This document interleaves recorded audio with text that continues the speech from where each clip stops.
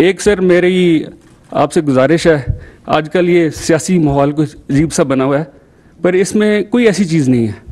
ये तमाशा चल रहा है, जो भी बातें हो रही हैं, सियासी लोग हैं हम, हमारा काम है लोगों को मिलना, कोई घर आए इसको वेलकम करना। लेकिन इसमें जो सबसे इम्पोर्टेंट चीज़ है ना जी, जो समझने वाली है सर, वो ये है कि सियासी लोग तल्लुकात बनाते हैं और तल्लुकात निभाते हैं। जिस तरह हमारा जनाब से एक तल्लुक बना है और वो हमने निभाने के लिए बनाया है। तो मेरी आपसे गुजारिश है कि आप पीटीआई वालों को एक दफ़ा ज़रा तगड़े तरीके से कह दें, घबराना नहीं। Thank you sir. मुनिस, आपने बड़ी अच्छी बात की। आपने कहा कि तहरीक इंसाफ को घबराना नहीं चाहिए मीटिंग से। देखिए, तहरीक इंसाफ की तो मैंने ऐसी ट्रेनिंग करवाई हुई है, 25 साल में उन्होंने ऐसे ऐसे मुश्किल वक्त देखेंगे, तो वो तो बैटल हार्डन्ड हो चुके हैं।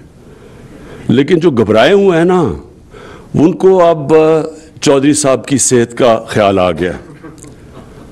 चौधरी साहब, मैं समझता हूँ पाकिस्तान के वो पॉलिटिशियन, शायद ही किसी के पास वो स्किल्स हो पॉलिटिक्स के जो चौधरी शुजात के पास है।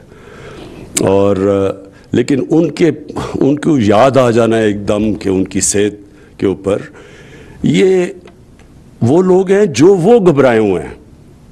जो घबराए हुए हैं वो आजकल 20-20 साल पुरानी अपने जो वर्कर्स की, अपने जो एमपीज एमएनएस की फौतगियाँ उधर भी जा रहे हैं आजकल, उनको याद आ गई हैं, तो इसलिए वो घबराए हुए हैं।